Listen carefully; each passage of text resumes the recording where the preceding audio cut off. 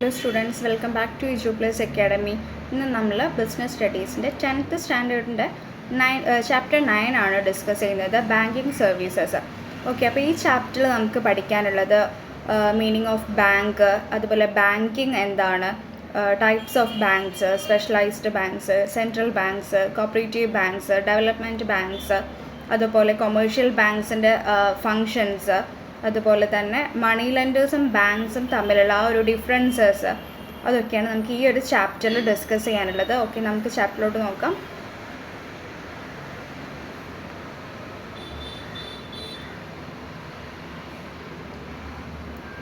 Meaning of bank: ജനങ്ങളിൽ നിന്ന് നിക്ഷേപങ്ങൾ സ്വീകരിക്കുകയും അത് പലിശ സഹിതം ആവശ്യപ്പെടുമ്പോൾ തിരിച്ചു നൽകുകയും ആവശ്യക്കാർക്ക് വായ്പ നൽകുകയും ചെയ്യുന്ന ഒരു സ്ഥാപനമാണ് ബാങ്ക്.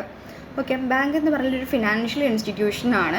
ജനങ്ങളിൽ നിന്ന് നിക്ഷേപങ്ങൾ, ആ ഒരു ഡെപ്പോസിറ്റ് സ്വീകരിക്കുന്നുണ്ട്, അതുപോലെ പലിശ സഹിതം അവർ ആവശ്യപ്പെടുമ്പോൾ അത് തിരിച്ചു നൽകുകയും അതുപോലെ ആവശ്യക്കാർക്ക് വായ്പ ലോണുകളായിട്ട് നൽകുകയും ഒക്കെ ചെയ്യുന്ന ഒരു സ്ഥാപനമാണ് ബാങ്ക് എന്നതുകൊണ്ട് ഉദ്ദേശിക്കുന്നത്. ഓക്കെ, എന്താണ് ബാങ്കിങ് എന്നതുകൊണ്ട് എന്താണ് ഉദ്ദേശിക്കുന്നത്?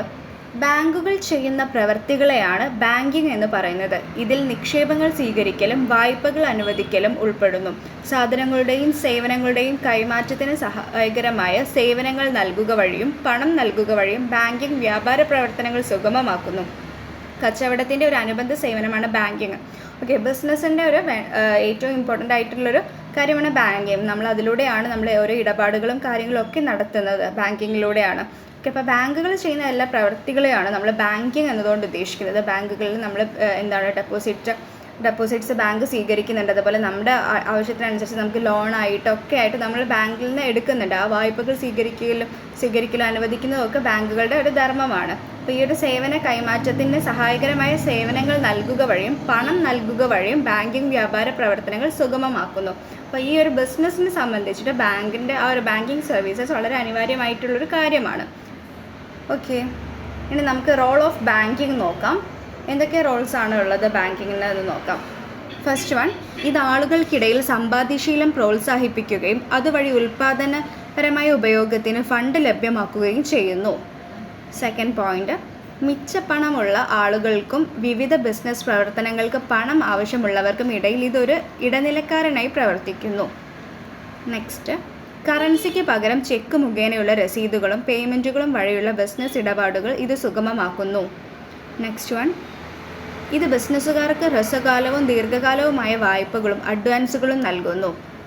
നെക്സ്റ്റ് പോയിന്റ്, കാലാവധി ഉദ്ദേശങ്ങൾ, ഇറക്കുമതി കയറ്റുമതി ഇടപാടുകളും ഇത് സുഗമമാക്കുന്നു.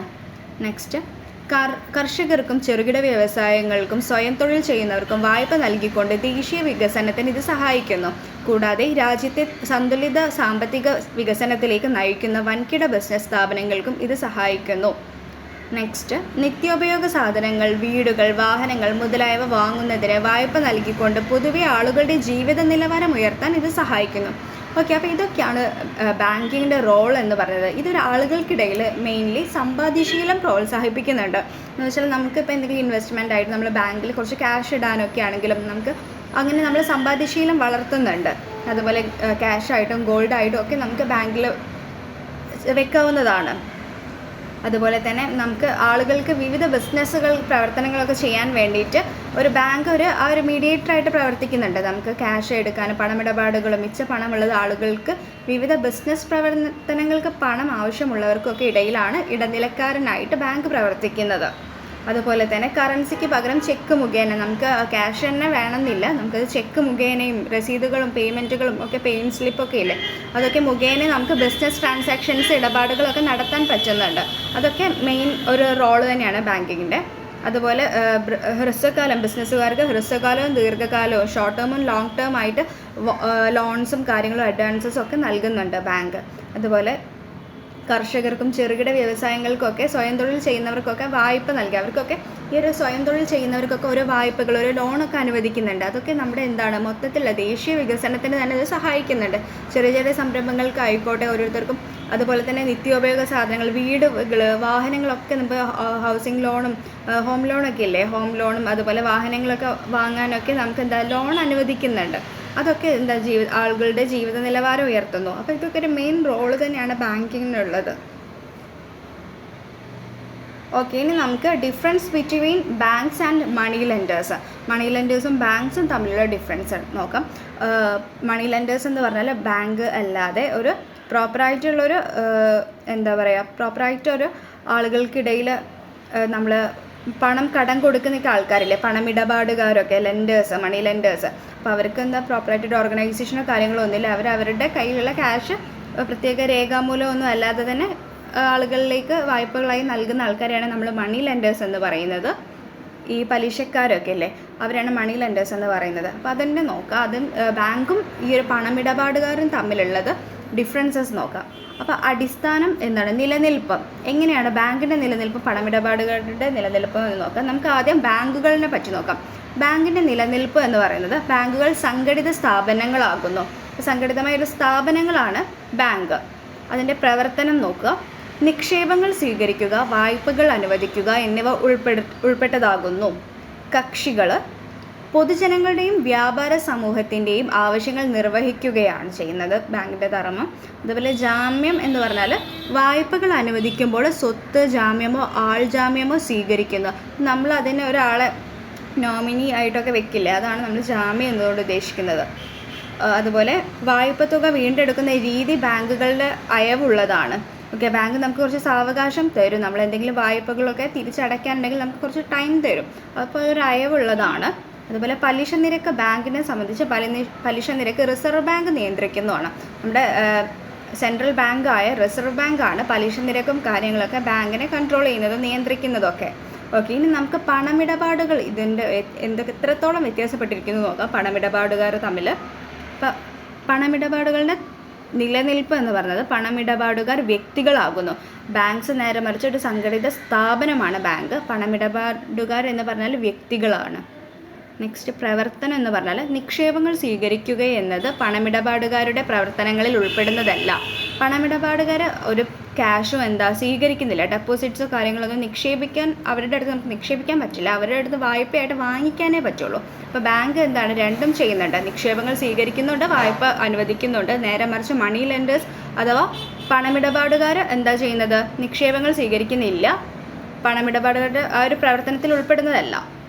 നെക്സ്റ്റ് കക്ഷികൾ എന്ന് പറയുന്നത് പണമിടപാടുകാരുടെ കർഷകരുടെയും സാധാരണക്കാരുടെയും ആവശ്യങ്ങൾ നിർവഹിക്കുക. അതാണ് അതിൽ വരുന്ന കക്ഷികൾ എന്ന് പറയുന്നത്.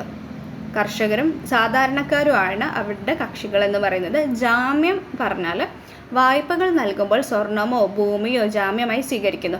അവർക്കും ഇങ്ങനെ ഒരു കാര്യങ്ങൾ ജാമ്യമായിട്ട് നമ്മൾ എന്തെങ്കിലും ആ ഒരു ഡോക്യുമെൻറ്റ്സോ കാര്യങ്ങളൊക്കെ അവർക്ക് കൊടുക്കേണ്ടതുണ്ട്. ആ ഒരു രീതിയിൽ അവർ നമുക്കത് തരുള്ളൂ. അതിനാണ് വായ്പകൾ നൽകുന്ന സമയത്ത് ഒന്നെങ്കിൽ നമ്മൾ ഗോൾഡായിട്ടോ അല്ലെങ്കിൽ നമ്മുടെ ഭൂമിയുടെ ഡോക്യുമെൻറ്റ്സോ കാര്യങ്ങളോ അതൊക്കെ നമ്മൾ അവർക്ക് ജാമ്യമായിട്ട് വെക്കേണ്ടതുണ്ട്. അതുപോലെ തന്നെ വായ്പ വായ്പ വീണ്ടെടുക്കുന്ന രീതി എങ്ങനെയാണ്, അയവില്ലാത്തതും കർശനവുമാണ്. അവരൊന്നും പറഞ്ഞാൽ നമുക്കങ്ങനെ അവരെ റെസിസ്റ്റ് ചെയ്ത് നിൽക്കാൻ പറ്റില്ല. അവരാണെങ്കിൽ ആ ഒരു ഇന്ന ദിവസം ഇത് തിരിച്ചു തരണം എന്ന് പറഞ്ഞാൽ അവർ അന്ന് തന്നെ വാങ്ങും, ഇല്ലെങ്കിൽ അവർ അടി ഉണ്ടാക്കുന്ന ആൾക്കാരായിരിക്കും. അതാണ് ഒരു അയവില്ലാത്തതും കർശനവുമാണ് എന്ന് പറയുന്നത്. പലിശ നിരക്ക് നോക്കാം. പലിശ നിരക്ക് പണമിടപാടുകാർ തന്നെ തീരുമാനിക്കുന്നു. അപ്പോൾ ആ ഒരു ഇൻട്രസ്റ്റ് മറ്റേത് ബാങ്കിനെ സംബന്ധിച്ചിട്ട് അത് സെൻട്രൽ ബാങ്ക് ആയിരിക്കും. റിസർവ് ബാങ്ക് തീരുമാനിക്കുന്ന ഒരു പലിശ നിരക്ക് അവർക്ക് ഈടാക്കാൻ പറ്റുള്ളൂ.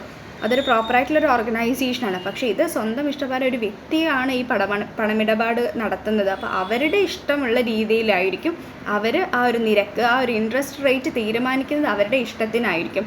അതാണ് ഈ difference between bank and money lenders എന്ന് പറയുന്നത്. ഈ ഒരു ഡിഫറൻസസ് ഓർത്ത് വെക്കുക, ഇമ്പോർട്ടൻ്റ് ആണ്. നെക്സ്റ്റ് നമുക്ക് ടൈപ്സ് ഓഫ് ബാങ്ക്സ് നോക്കാം. എന്തൊക്കെ ടൈപ്സ് ആണെന്ന് നോക്കാം. ബാങ്ക്സിന് ഇവിടെ 3ആയിട്ട് ക്ലാസിഫൈ ചെയ്തിട്ടുണ്ട്. Central bank, development bank, specialised bank. Central ബാങ്കിനെ വീണ്ടും ക്ലാസിഫൈ ചെയ്തിട്ട് കൊമേഴ്ഷ്യൽ ബാങ്ക്സ് കൊടുത്തിട്ടുണ്ട്. അപ്പോൾ കൊമേഴ്ഷ്യൽ ബാങ്ക്സ് ഏതൊക്കെയാണ്? Public sector banks, private sector banks, foreign banks. അതുപോലെ കോപ്പറേറ്റീവ് ബാങ്ക്സ് നമുക്ക് നോക്കാം. 3 ടൈപ്പ് കോപ്പറേറ്റീവ് ബാങ്ക്സിനെ വീണ്ടും ക്ലാസിഫൈ ചെയ്തിട്ടുണ്ട്. അത് primary credit societies, central cooperative banks, state cooperative banks. Okay, അപ്പോൾ നമ്മൾ ടൈപ്സ് ഓഫ് ബാങ്ക്സ് ക്ലാസിഫിക്കേഷൻ കണ്ടു. അപ്പോൾ അത് എന്തൊക്കെയാണെന്ന് നമുക്ക് ഡീറ്റെയിൽ ആയിട്ട് നോക്കാം. അപ്പോൾ മെയിൻലി ഇവിടെ കൊടുത്തത് central bank, commercial bank, development banks, cooperative banks, specialized banks. അപ്പോൾ കൊമേഴ്ഷ്യൽ ബാങ്ക്സിൻ്റെ ക്ലാസിഫിക്കേഷനാണ് public sector banks, private sector banks, foreign banks. Cooperative ബാങ്ക്സിൻ്റെ വീണ്ടും ക്ലാസിഫിക്കേഷനാണ് primary credit societies, central cooperative banks, state cooperative banks. Okay, ഇനി നമുക്ക് സെൻട്രൽ ബാങ്ക് വളരെ important ആണ്. സെൻട്രൽ ബാങ്ക് എന്താണെന്ന് നോക്കാം. ഒരു രാജ്യത്തിൻ്റെ ബാങ്കിങ് സംവിധാനത്തെ നയിക്കുന്നതിനും നിയന്ത്രിക്കുന്നതിനുമുള്ള ചുമതലകൾ ഏൽപ്പിച്ചിരിക്കുന്ന ഒരു ബാങ്കിനെ അതിൻ്റെ സെൻട്രൽ ബാങ്ക് എന്ന് വിളിക്കുന്നു. അത്തരമൊരു ബാങ്ക് സാധാരണക്കാരുമായി ഇടപെടുന്നില്ല. ഇത് പ്രധാനമായും ഗവൺമെൻറ്റിൻ്റെ ബാങ്കായി പ്രവർത്തിക്കുന്നു. മറ്റെല്ലാ ബാങ്കുകളുടെയും ഡെപ്പോസിറ്റ് അക്കൗണ്ടുകൾ പരിപാലിക്കുകയും ആവശ്യമുള്ളപ്പോൾ മറ്റു ബാങ്കുകളിലേക്ക് പണം അഡ്വാൻസ് ചെയ്യുകയും ചെയ്യുന്നു. മറ്റു ബാങ്കുകൾക്ക് എന്തെങ്കിലും പ്രശ്നം നേരിടുമ്പോഴെല്ലാം സെൻട്രൽ ബാങ്ക് മാർഗനിർദ്ദേശം നൽകുന്നു. അതിനാൽ ഇത് ബാങ്കേഴ്സ് ബാങ്ക് എന്നാണ് അറിയപ്പെടുന്നത്. നമ്മുടെ രാജ്യത്തിൻ്റെ കേന്ദ്ര ബാങ്കാണ് reserve bank of India. Okay, RBI അഥവാ സെൻട്രൽ ബാങ്ക്. അപ്പോൾ ഒരു രാജ്യത്തിന് ഇപ്പം നമ്മുടെ റിസർവ് ബാങ്ക് ഏതാണ്? നമ്മുടെ സെൻട്രൽ ബാങ്കാണ് reserve bank of India. Okay, അപ്പോൾ ഒരു രാജ്യത്തിൻ്റെ ബാങ്കിങ് സംവിധാനത്തെ മൊത്തത്തിൽ നിയന്ത്രിക്കുന്നതും അതിനെ നയിക്കുന്നതും കൺട്രോൾ ചെയ്യുന്നതും എല്ലാ ചുമതലകളൊക്കെ ഏൽപ്പിച്ചിരിക്കുന്നത് ആരെയാണ്? ഈ സെൻട്രൽ ബാങ്കിനെയാണ്. അതിനെയാണ് നമ്മൾ സെൻട്രൽ ബാങ്ക് എന്ന് വിളിക്കുന്നത്. അപ്പോൾ അത്തരമൊരു ബാങ്ക് നമ്മളിപ്പോൾ സാധാരണ രീതിയിൽ ഇടപാടൊന്നും നമ്മൾ റിസർവ് ബാങ്കായിട്ട് ഡയറക്റ്റ് ചെയ്യുന്നില്ല. നമ്മൾ അതിൻ്റെ ചെറിയ ചെറിയ ബാങ്കുകളായിട്ടുള്ള ഈ കൊമേഴ്ഷ്യൽ ബാങ്ക്സ് ഒക്കെ ആയിട്ടാണ് നമ്മൾ ട്രാൻസാക്ഷൻസും കാര്യങ്ങളും നടത്തുന്നത്.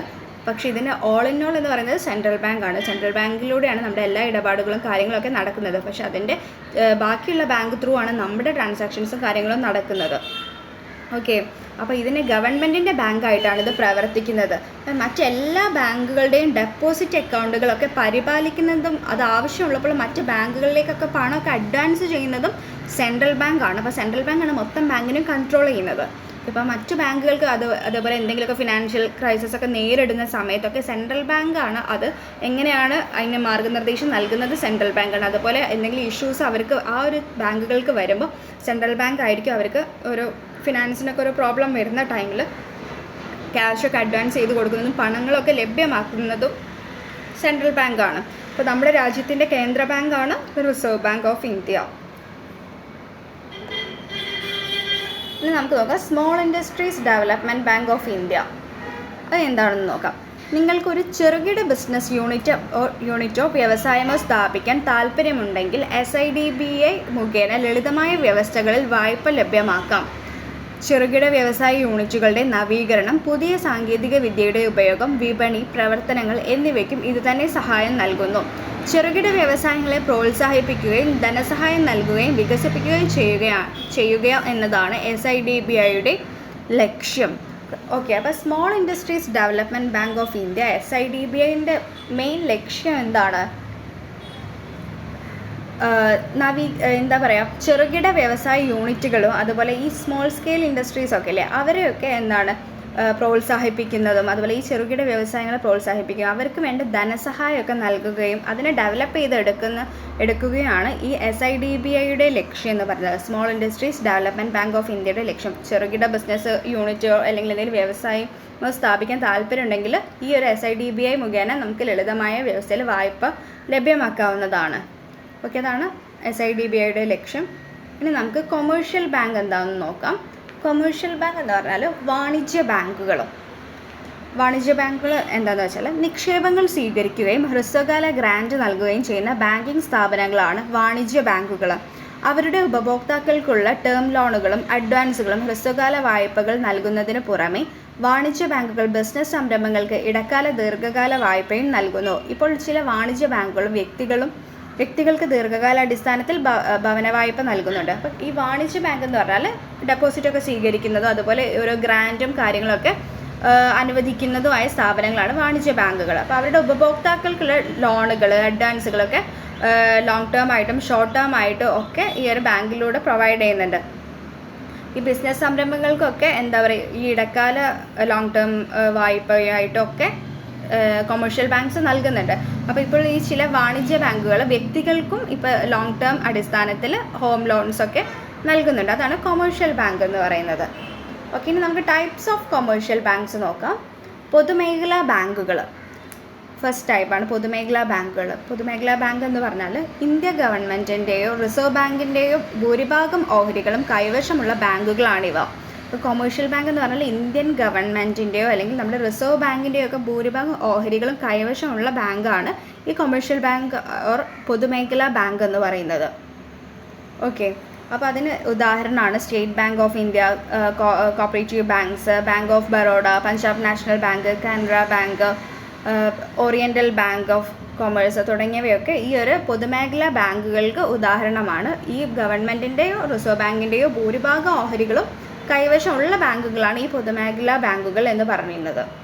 ഓക്കെ, നെക്സ്റ്റ് ടൈപ്പാണ് സ്വകാര്യ മേഖലാ ബാങ്കുകൾ. സ്വകാര്യ മേഖലാ ബാങ്കുകളിൽ ഭൂരിഭാഗം ബാങ്കിൻ്റെ ഓഹരി മൂലധനം സ്വകാര്യ വ്യക്തികളുടെ കൈവശമായിരിക്കും. അപ്പോൾ ഈ ബാങ്കുകൾ പരിമിതമായ ബാധ്യതയുള്ള കമ്പനികളായി രജിസ്റ്റർ ചെയ്തിട്ടുണ്ട്. ഉദാഹരണത്തിന് Jammu and Kashmir bank limited, ICICI bank limited, development credit bank, അതുപോലെ Krishna bank limited, Bharat overseas bank limited, global trust bank, ING Vysya bank, ഇതൊക്കെ സ്വകാര്യ പ്രൈവറ്റ് എൻ്റർപ്രൈസസ് ആണ്, സ്വകാര്യ മേഖലാ ബാങ്കാണ്, പ്രൈവറ്റ് ബാങ്ക്സ് ആണ് ഇതൊക്കെ. ഓക്കെ, അതാണ് നമ്മുടെ പൊതുമേഖലാ ബാങ്കിൻ്റെത്. എന്താ വെച്ചാൽ ഗവൺമെൻറ്റിൻ്റെയോ റിസർവ് ബാങ്കിൻ്റെയോ അടുത്തായിരിക്കും അവരുടെ ഭൂരിഭാഗം ഓഹരികളും കൈവശമുള്ളത്. പക്ഷെ നേരെ മറിച്ച് സ്വകാര്യ ബാങ്കുകൾ എന്ന് പറഞ്ഞാൽ സ്വകാര്യ മേഖലാ ബാങ്കുകളിൽ വ്യക്തികളുടെ കൈവശമാണ് ഭൂരിഭാഗം ഓഹരി മൂലധനം ഉണ്ടാവുക. അപ്പോൾ 2-3 എക്സാമ്പിൾസ് ഒക്കെ നോക്കിയാൽ Jammu and Kashmir bank, ICICI bank, അതൊക്കെ പ്രൈവറ്റ് ബാങ്ക്സ് ആണ്, ഇത് സ്വകാര്യ മേഖലാ ബാങ്കുകളാണ്. നെക്സ്റ്റ് മൂന്നാമത്തെ ടൈപ്പാണ് വിദേശ ബാങ്കുകൾ. വിദേശ ബാങ്കുകൾ എന്ന് പറഞ്ഞാൽ ഈ ബാങ്കുകൾ രജിസ്റ്റർ ചെയ്യുകയും അവയുടെ സ്ഥാനം ഒരു വിദേശ രാജ്യത്തുണ്ടെങ്കിലും ആസ്ഥാനം ഒരു വിദേശ രാജ്യത്തുണ്ടെങ്കിലും അവയുടെ ശാഖകൾ നമ്മുടെ രാജ്യത്ത് പ്രവർത്തിക്കുകയും ചെയ്യുന്നു. നമ്മുടെ രാജ്യത്ത് പ്രവർത്തിക്കുന്ന ചില വിദേശ ബാങ്കുകളാണ് Hong Kong Shanghai banking, HSBC corporation, അതുപോലെ തന്നെ Citibank, American Express bank, Standard and Chartered bank, Grindlays bank മുതലായവ. നമ്മുടെ രാജ്യത്തിൽ പ്രവർത്തിക്കുന്ന വിദേശ ബാങ്കുകളുടെ എണ്ണം വർദ്ധിച്ചിട്ടുണ്ട്. 1991 സാമ്പത്തിക ഇത് മൂലമാണ് ഈ ഒരു വിദേശ ബാങ്കുകളൊക്കെ വർദ്ധിച്ചത്. അപ്പോൾ വിദേശ ബാങ്ക് എന്ന് പറഞ്ഞാൽ നമ്മുടെ ഈ രാജ്യത്ത് ഏതെങ്കിലും ഒരു രാജ്യത്ത് ആസ്ഥാനം ഉണ്ടാവും, ഒരു വിദേശ രാജ്യത്തായിരിക്കും ആസ്ഥാനം ഉണ്ടാവുക, പക്ഷെ അവയുടെ ബ്രാഞ്ചസ് ഒക്കെ നമ്മുടെ രാജ്യത്തൊക്കെ പ്രവർത്തിക്കുന്നുണ്ട്. അതാണ് വിദേശ ബാങ്കുകൾ എന്നതുകൊണ്ട് ഉദ്ദേശിക്കുന്നത്.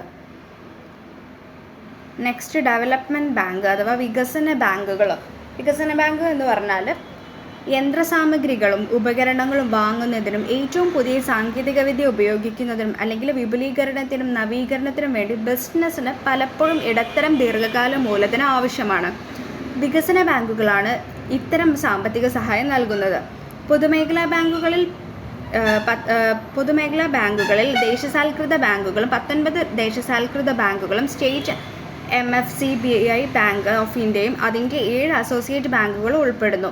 മറ്റ് വികസന നടപടികളും അവർ ഏറ്റെടുക്കുന്നു. പൊതുജനങ്ങൾ ഇഷ്യൂവിൻ്റെ സബ്സ്ക്രിപ്ഷൻ കുറവാണെങ്കിൽ കമ്പനികൾ ഇഷ്യൂ ചെയ്യുന്ന ഓഹരികളുടെയും കടപ്പത്രങ്ങളും സബ്സ്ക്രൈബ് ചെയ്യുന്നു. Industrial finance corporation, bank of India, IFCT, state financial കോർപ്പറേഷനുകൾ, SFC എന്നിവ ഇന്ത്യയിലെ വികസന ബാങ്കുകളുടെ ഉദാഹരണങ്ങളാണ്. ഓക്കെ, അപ്പോൾ ഡെവലപ്മെൻറ്റ് ബാങ്ക്സ് എന്ന് പറഞ്ഞാൽ ഈ യന്ത്രസാമഗ്രികളും ഉപകരണങ്ങളൊക്കെ വാങ്ങുന്നതിന് ഏറ്റവും പുതിയ സാങ്കേതികവിദ്യ ഉപയോഗിക്കുന്നതിനും വിപുലീകരിക്കുന്നതും അതുപോലെ അത് നവീകരണത്തിനൊക്കെ വേണ്ടിയിട്ട് ബിസിനസ് ഒരു ലോങ് ടേം ആയിട്ടുള്ള ഒരു ക്യാപിറ്റലിന് ആവശ്യമുണ്ട് ബിസിനസ്സിന്. അപ്പം ഈ ഒരു വികസന ബാങ്കുകളാണ് ഇത്തരം സഹായം നൽകുന്നത്. അപ്പോൾ ആ ഒരു ഡെവലപ്മെൻറ്റ് ബാങ്ക്സ് ആണ് അപ്പോൾ ഇങ്ങനെ ഈ ഒരു ലോങ് ടേം ആയിട്ടുള്ളൊരു ക്യാപിറ്റലൊക്കെ നമുക്ക് വായ്പയായിട്ടും ധനസഹായം നൽകുന്നത് ഈ വികസന ബാങ്കുകളാണ്. വികസന ബാങ്കുകളുടെ ഉദാഹരണങ്ങളാണ് SFC, അതുപോലെ IFCT, സ്റ്റേറ്റ് ഫിനാൻഷ്യൽ കോർപ്പറേഷനുകളൊക്കെ ഇതിന് ഉദാഹരണങ്ങളാണ് ഡെവലപ്മെൻറ്റ് ബാങ്ക്സിന്. ഓക്കെ, ഇനി നെക്സ്റ്റ് നമുക്ക് കോപ്പറേറ്റീവ് ബാങ്ക്സ് എന്താണെന്ന് നോക്കാം. സഹകരണ ബാങ്കുകൾ. ഒരു സഹകരണ ബാങ്ക് എന്നത് അതിലെ അംഗങ്ങളുടെ ഉടമസ്ഥതയിലുള്ള ഒരു സാമ്പത്തിക സ്ഥാപനമാണ്. അവർ ഒരേ സമയം അവരുടെ ബാങ്കിൻ്റെ ഉടമകളും ഉപഭോക്താക്കളുമാണ്. കോപ്പറേറ്റീവ് ബാങ്കുകൾ പലപ്പോഴും ഒരു പ്രാദേശിക അല്ലെങ്കിൽ പ്രൊഫഷണൽ കമ്മ്യൂണിറ്റിയിൽ പെട്ടവരോ പൊതു താൽപ്പര്യം പങ്കിടുന്നവരോ ആണ് രൂപീകരിക്കുന്നത്. സഹകരണ ബാങ്കുകൾ സാധാരണയായി അവരുടെ അംഗങ്ങൾക്ക് ബാങ്കിംഗ് സാമ്പത്തിക സേവനങ്ങളുടെ വിപുലമായ ശ്രേണി നൽകുന്നു. അവരുടെ പൊതു താൽപ്പര്യങ്ങൾ സംയുക്തമായി സേവിക്കുന്നതിനായി ഒത്തുചേരുന്ന ആളുകൾ പലപ്പോഴും സഹകരണ സൊസൈറ്റി ആക്ട് പ്രകാരം ഒരു സഹകരണ സംഘം രൂപീകരിക്കുന്നു. ഒരു സഹകരണ സംഘം ബാങ്കിംഗ് ബിസിനസ്സിൽ ഏർപ്പെടുമ്പോൾ അതിനെ സഹകരണ ബാങ്ക് എന്ന് വിളിക്കുന്നു. ബാങ്കിംഗ് ബിസിനസ് ആരംഭിക്കുന്നതിന് മുൻപ് സൊസൈറ്റി റിസർവ് ബാങ്കിൽ നിന്ന് ലൈസൻസ് നേടേണ്ടതുണ്ട്. ഒരു സൊസൈറ്റി എന്ന നിലയിൽ ഏതൊരു സഹകരണ ബാങ്കും പ്രവർത്തിക്കേണ്ടത് സംസ്ഥാനത്തെ രജിസ്ട്രാറുടെയും സഹകരണ സംഘങ്ങളുടെയും മൊത്തത്തിലുള്ള മേൽനോട്ടത്തിലാണ്. ബാങ്കിംഗ് ബിസിനസ്സിനെ സംബന്ധിച്ചിടത്തോളം society reserve bank of India പുറപ്പെടുവിച്ച മാർഗനിർദ്ദേശങ്ങൾ പാലിക്കണം. ഓക്കെ, അപ്പോൾ ഒരു സഹകരണ ബാങ്ക് അഥവാ കോപ്പറേറ്റീവ് ബാങ്ക് എന്ന് പറഞ്ഞാൽ അതിലെ അംഗങ്ങളുടെ ഉടമസ്ഥതയിലുള്ളൊരു സാമ്പത്തികമായിട്ടുള്ളൊരു സ്ഥാപനമാണ്. അപ്പോൾ അവർ ഒരേ സമയം ബാങ്കിൻ്റെ ഉടമകളും ആയിരിക്കും, അതുപോലെ തന്നെ ഉപഭോക്താക്കളുമാണ്. ഒരു കോപ്പറേറ്റീവ് ബാങ്ക് ഒരു പ്രാദേശികം അല്ലെങ്കിൽ ഒരു പ്രൊഫഷണൽ കമ്മ്യൂണിറ്റിയിൽ പെട്ടവരായിരിക്കും. അത് പൊതു താല്പര്യപ്രകാരമായിരിക്കും അത് ഫോം ചെയ്തിട്ടുണ്ടാവുക. അതുപോലെ തന്നെ സഹകരണ ബാങ്കുകൾ എന്താണ്, അവരുടെ അംഗങ്ങൾക്ക് ബാങ്കിങ്ങും അതുപോലെ സാമ്പത്തിക സേവനങ്ങളും ഒക്കെ വിപുലമായ ഒരു ശ്രേണി ഒരുക്കുന്നുണ്ട്. അവരുടെ പൊതു താല്പര്യങ്ങൾ സംയുക്തമായിട്ട് സെർവ് ചെയ്യാൻ വേണ്ടിയിട്ടാണ് ഈ ഒരു കോപ്പറേറ്റീവ് സൊസൈറ്റീസ്, കോപ്പറേറ്റീവ് ബാങ്ക്സ് അവർ ഫോം ചെയ്യുന്നത്. അപ്പോൾ ഇത് നമ്മുടെ സഹകരണ കോപ്പറേറ്റീവ് സൊസൈറ്റി ആക്ട് പ്രകാരമാണ് ഒരു കോപ്പറേറ്റീവ് ബാങ്ക് എന്ന് ഫോം ചെയ്യുന്നത്. അതുപോലെ തന്നെ ഈ ഒരു പ്രവർത്തനങ്ങളൊക്കെ ഒരു സംസ്ഥാനത്ത് നടക്കേണ്ടത് റിസർവ് ബാങ്കിൻ്റെ ഒരു റിസർവ് ബാങ്ക് ഓഫ് ഇന്ത്യ പുറപ്പെടുവിച്ച ഒരു മാർഗനിർദ്ദേശമുണ്ട്. അപ്പോൾ അത് അവർ പാലിക്കേണ്ടതുണ്ട്, എന്നാലേ അവർക്ക് ആ ഒരു കോപ്പറേറ്റീവ് ബാങ്ക് റൺ ചെയ്ത് കൊണ്ടുപോകാൻ പറ്റുള്ളൂ. ഓക്കെ, അപ്പോൾ ഇതാണ് സഹകരണ ബാങ്ക് എന്നതുകൊണ്ട് ഉദ്ദേശിക്കുന്നത്. Next, types of cooperative banks. അപ്പോൾ സഹകരണ ബാങ്കിൻ്റെ പല തരങ്ങളുണ്ട്. അത് ഏതൊക്കെയാണെന്ന് നോക്കാം. പ്രാഥമിക ക്രെഡിറ്റ് സൊസൈറ്റി ഉണ്ട്, സെൻട്രൽ കോപ്പറേറ്റീവ് ബാങ്ക്സ് ഉണ്ട്, സംസ്ഥാന സഹകരണ ബാങ്കുകളുണ്ട്. ആദ്യം നമുക്ക് പ്രാഥമിക ക്രെഡിറ്റ് സൊസൈറ്റികൾ എന്താണെന്ന് നോക്കാം. ഒരു പ്രദേശത്ത് താമസിക്കുന്ന കടം വാങ്ങുന്നവരും കടം വാങ്ങാത്തവരും ചേർന്ന് ഗ്രാമത്തിലോ നഗരത്തിലോ രൂപീകരിച്ചാണ് ഇവ. ഓരോ സൊസൈറ്റിയുടെയും പ്രവർത്തനങ്ങൾ ഒരു ചെറിയ പ്രദേശത്ത് മാത്രമായി പരിമിതപ്പെടുത്തിയിരിക്കുന്നു. അംഗങ്ങൾ പരസ്പരം അറിയുകയും അവരുടെ പ്രവർത്തനങ്ങൾ നിരീക്ഷിക്കുകയും ചെയ്യുന്ന തട്ടിപ്പുകൾ തടയാൻ എല്ലാ അംഗങ്ങൾക്കും കഴിയുന്നുണ്ട്. ഈ പ്രാഥമിക ക്രെഡിറ്റ് സൊസൈറ്റി എന്ന് പറഞ്ഞാൽ അതൊരു പ്രദേശത്ത് താമസിക്കുന്ന ആളുകൾ തമ്മിൽ ആ ഒരു ഏരിയയിലാണ് ഈ ഒരു പ്രാഥമിക ക്രെഡിറ്റ് സൊസൈറ്റി ഫോം ചെയ്തിട്ടുണ്ടാവുക. അപ്പോൾ ഇവർ ഓരോ സൊസൈറ്റിയും ഓരോ പ്രവർത്തനങ്ങളും ചെറിയൊരു പ്രദേശത്ത് മാത്രമായിട്ട് ലിമിറ്റ് ചെയ്തിട്ടായിരിക്കും ഉണ്ടാവുക. അപ്പോൾ ആ അംഗങ്ങൾ, ആ ഒരു കോപ്പറേറ്റീവ് സൊസൈറ്റിയിലുള്ള അംഗങ്ങൾക്ക് പരസ്പരം അറിയാനൊക്കെ പറ്റും. അതുകൊണ്ട് തന്നെ അവർക്കിടയിൽ ഒരു തട്ടിപ്പുകളും കാര്യങ്ങളും ഒന്നും ഉണ്ടാവില്ല. അതൊക്കെ തടയാൻ ഇത് സഹായിക്കുന്നുണ്ട് പ്രാഥമിക ക്രെഡിറ്റ് സൊസൈറ്റി എന്ന് പറയുന്നത്. ഓക്കെ, നെക്സ്റ്റ് ആണ് സെൻട്രൽ കോപ്പറേറ്റീവ് ബാങ്കുകൾ. സെൻട്രൽ കോപ്പറേറ്റീവ് ബാങ്ക് എന്ന് പറഞ്ഞാൽ ജില്ലാ തലത്തിൽ പ്രവർത്തിക്കുന്ന അതേ ജില്ലയിൽപ്പെട്ട ചില പ്രാഥമിക വായ്പാ സംഘങ്ങളുടെ അംഗങ്ങളെയാണ് ഈ ബാങ്കുകൾ അവരുടെ അംഗങ്ങളായിട്ട് വായ്പ നൽകുകയും അതുപോലെ ക്രെഡിറ്റ് സൊസൈറ്റികളും സംസ്ഥാന സഹകരണ ബാങ്കുകളും തമ്മിലൊരു ലിങ്കായി പ്രവർത്തിക്കുകയും ചെയ്യുന്നു. അപ്പം സെൻട്രൽ കോപ്പറേറ്റീവ് ബാങ്ക്സ് എന്ന് പറഞ്ഞാൽ അതൊരു ജില്ലാ തലത്തിൽ പ്രവർത്തിക്കുന്നതാണ്. അപ്പോൾ അത് ആ ജില്ലയിൽപ്പെട്ട ചില പ്രാഥമിക വായ്പാ സംഘങ്ങളുടെ അംഗങ്ങളെയാണ് അവരതിൽ ആയിട്ടുണ്ടാവുക. അപ്പോൾ ഈ ബാങ്കുകൾ എന്ന് പറഞ്ഞാൽ വായ്പ നൽകുകയും ക്രെഡിറ്റ് സൊസൈറ്റികളും സംസ്ഥാന സഹകരണ ബാങ്കുകളും തമ്മിലൊരു ലിങ്ക് ആയിട്ടാണ് ഇത് പ്രവർത്തിക്കുന്നത്. അവർ വായ്പകൾ നൽകുന്നുണ്ട്. അതുപോലെ തന്നെ പ്രാഥമിക ക്രെഡിറ്റ് സൊസൈറ്റികളും സംസ്ഥാന സഹകരണ ബാങ്കുകളും തമ്മിലുള്ള ഒരു ലിങ്ക് ആയിട്ടാണ് ഇവർ പ്രവർത്തിക്കുന്നത്. അപ്പോൾ നേരത്തെ പ്രാഥമിക ക്രെഡിറ്റ് സൊസൈറ്റി ഒരു പ്രദേശത്ത് മാത്രമാണ് ഉണ്ടാവുക. അതേപോലെ തന്നെ ഈ സെൻട്രൽ കോപ്പറേറ്റീവ് സൊസൈറ്റി എന്ന് പറയുന്നത് ജില്ലാ തലത്തിൽ പ്രവർത്തിക്കുന്നതാണ്. അപ്പോൾ ഈ ഒരു പ്രാഥമിക ക്രെഡിറ്റ് സൊസൈറ്റി പ്രാദേശികമായിട്ട് നടത്തുന്നതിൻ്റെയും അതുപോലെ തന്നെ ജില്ലാ തലത്തിൽ നടത്തുന്നതിൻ്റെ ഒരു ലിങ്ക് ആയിട്ടാണ് ഈ സെൻട്രൽ കോപ്പറേറ്റീവ് ബാങ്ക് പ്രവർത്തിക്കുന്നത്. നെക്സ്റ്റ്, സംസ്ഥാന സഹകരണ ബാങ്കുകൾ എന്ന് പറഞ്ഞാൽ രാജ്യത്തെ എല്ലാ സംസ്ഥാനങ്ങളിലെയും ഏറ്റവും ഉയർന്ന തലത്തിലുള്ള സഹകരണ ബാങ്കുകളാണിവ. സംസ്ഥാന സഹകരണ ബാങ്കുകൾ. അപ്പോൾ അവർ ഫണ്ട് സമാഹരിക്കുകയും വിവിധ മേഖലകൾക്കിടയിൽ അതിൻ്റേതായ ശരിയായ ചാനലൈസേഷൻ സഹായിക്കുകയും ചെയ്യുന്നു. കേന്ദ്ര സഹകരണ ബാങ്കുകൾ വഴിയും പ്രാഥമിക വായ്പാ സംഘങ്ങൾ വഴിയും സംസ്ഥാന സഹകരണ ബാങ്കുകളിൽ നിന്ന് വ്യക്തിഗത വായ്പ എടുക്കുന്നവർക്ക് പണം എത്തുന്നു. അപ്പോൾ സംസ്ഥാന സഹകരണ ബാങ്കാണ് രാജ്യത്തെ എല്ലാ സംസ്ഥാനങ്ങളിലെയും ഏറ്റവും ഉയർന്ന തലത്തിലുള്ള ഒരു സഹകരണ ബാങ്ക് എന്ന് പറയുന്നത്.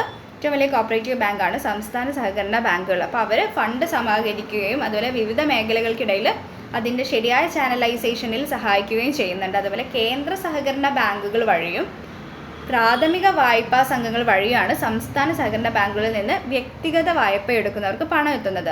അപ്പോൾ അവിടുന്ന് ലോൺ എടുക്കുന്ന ആൾക്കാർക്ക് പണം എത്തുന്ന രീതിയിലൂടെയാണ് ഈ പ്രാഥമിക ക്രെഡിറ്റ് സൊസൈറ്റി വഴിയും അതുപോലെ തന്നെ ഈ സെൻട്രൽ കോപ്പറേറ്റീവ് ബാങ്ക് വഴിയുമാണ് സംസ്ഥാന സഹകരണ ബാങ്കുകളിൽ നിന്ന് കടമെടുക്കുന്നവരുടെ ഫണ്ട് വരുന്നത്. Next, specialised banks. പ്രത്യേക ബാങ്കുകൾ എന്ന് പറഞ്ഞാൽ ചില ബാങ്കുകളുണ്ട്, അവ ആവശ്യകതകൾ നിറവേറ്റുകയും നിർദ്ദിഷ്ട പ്രവർത്തന മേഖലകളിൽ ബിസിനസ് സ്ഥാപനത്തിന് മൊത്തത്തിലുള്ള പിന്തുണ നൽകുകയും ചെയ്യുന്നു.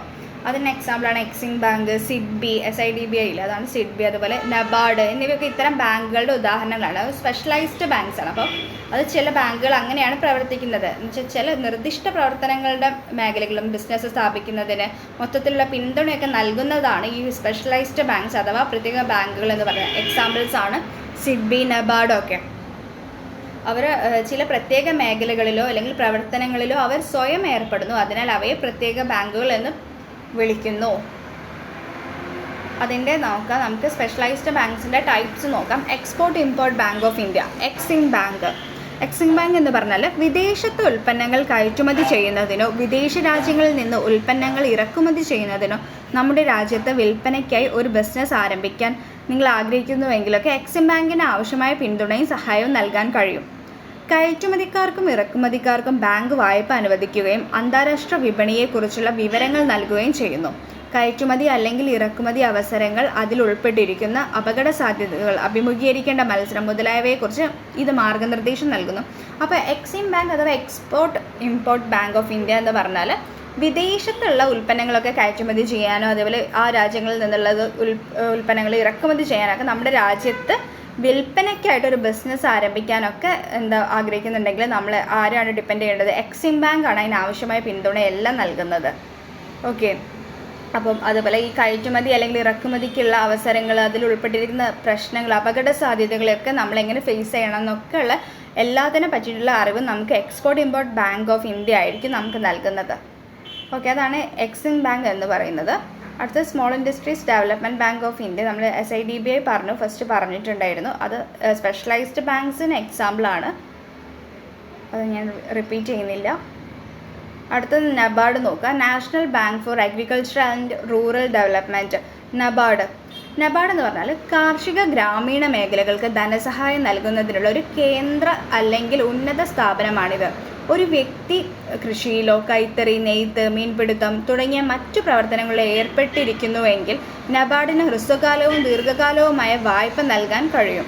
കാർഷിക ഗ്രാമവികസനത്തിനായുള്ള നാഷണൽ ബാങ്ക് പ്രാദേശിക ഗ്രാമീണ ബാങ്കുകൾ വഴി ഇത് സാമ്പത്തിക സഹായം നൽകുന്നു. പ്രത്യേകിച്ച് സഹകരണ വായ്പ, കാർഷിക മേഖലയിൽ ചെറുകിട വ്യവസായങ്ങൾ, കുടിൽ കൂടാതെ ഗ്രാമീണ മേഖലകളിലെ ഗ്രാമീണ വ്യവസായ, കരകൗശല വസ്തുക്കൾ, അനുബന്ധ സാമ്പത്തിക പ്രവർത്തനങ്ങൾ ഇതിനൊക്കെ ഹെൽപ്പ് ചെയ്യുന്നൊരു ബാങ്കാണ് national bank for agriculture and rural development. അപ്പോൾ നബാർഡിൻ മെയിനായിട്ട് അത് ഫങ്ഷൻ ചെയ്യുന്നത് റൂറൽ ഏരിയാസിലായിരിക്കും. അപ്പോൾ അവരുടെ മെയിൻ എയിം എന്താണെന്ന് വെച്ചാൽ ഈ അഗ്രികൾച്ചറൽ സെക്ടറിലും അതുപോലെ തന്നെ ഈ കാർഷിക ഗ്രാമീണ മേഖലകളിലൊക്കെ ധനസഹായം നൽകലാണ് ഇതിൻ്റെ മെയിൻ ധർമ്മം എന്ന് പറയുന്നത്. അതിൻ്റെ ഒരു ഉന്നത സ്ഥാപനമാണ് നബാർഡ്.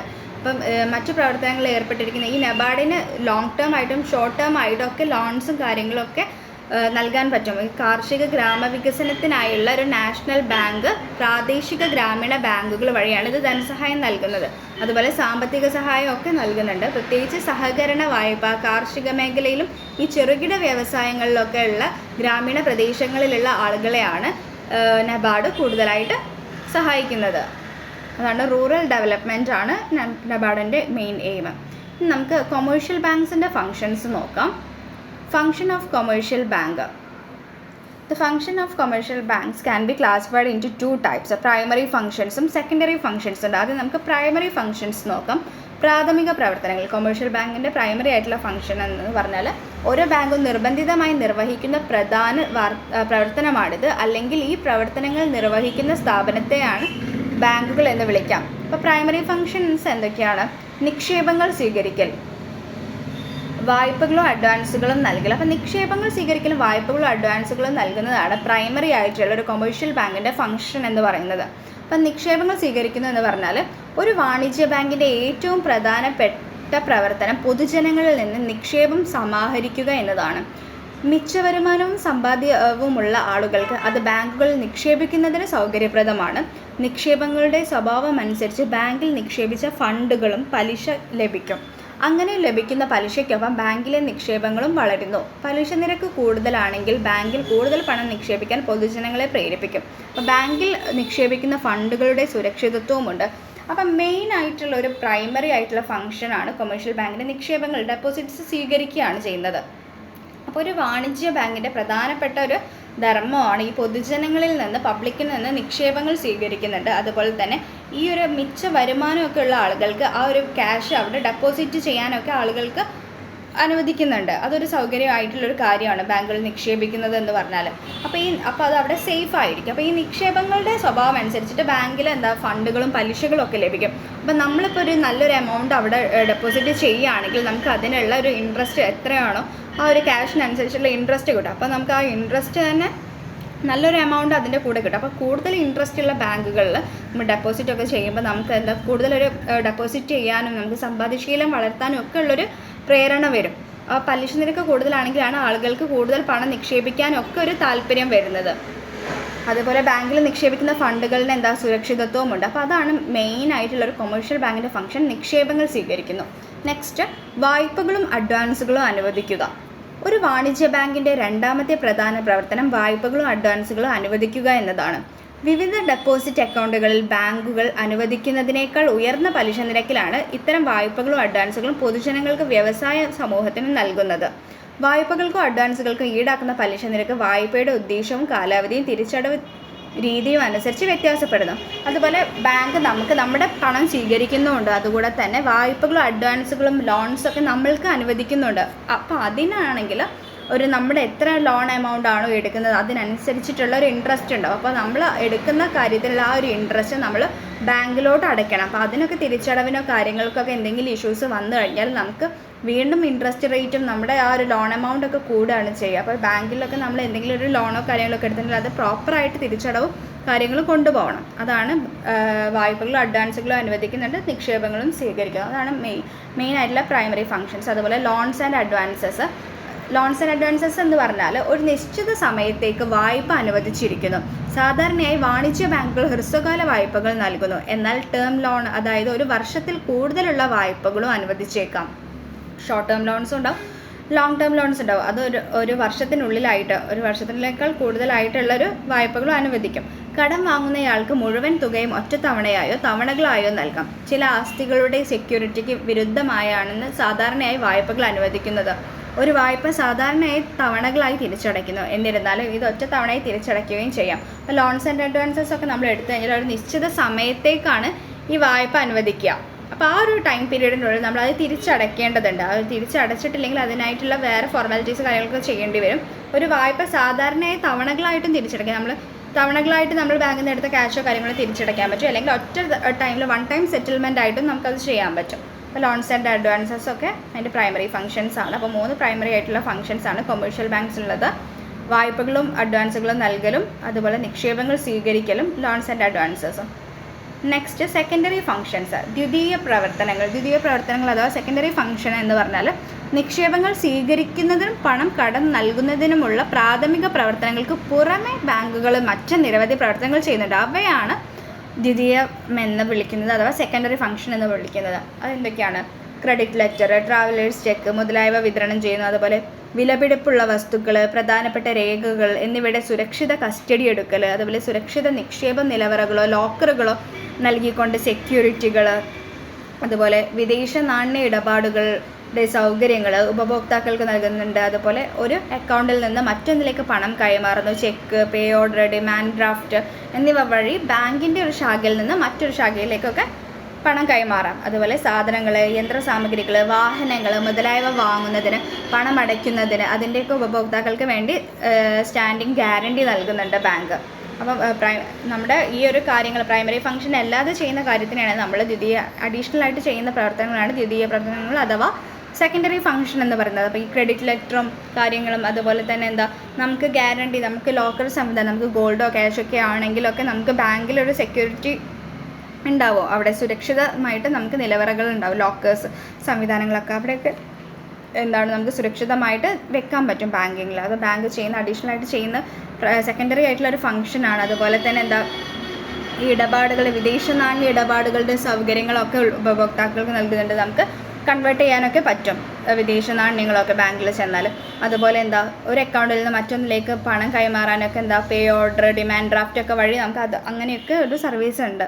അതുപോലെ സാധനങ്ങളൊക്കെ നമുക്ക് വാങ്ങിക്കാനോ യന്ത്രസാമഗ്രികളൊക്കെ വാങ്ങിക്കാനൊക്കെ പണം മടയ്ക്കുന്നതിനൊക്കെ നമുക്കൊരു ഗ്യാരണ്ടി നൽകുന്നുണ്ട് ബാങ്ക്. ഓക്കെ, അപ്പോൾ അത്രയാണ് നമ്മൾ ഇന്നത്തെ ക്ലാസ്സിൽ ഡിസ്കസ് ചെയ്തിട്ടുണ്ടായത്. നമ്മൾ ബാങ്കിങ് ആയിരുന്നു എടുത്തത്.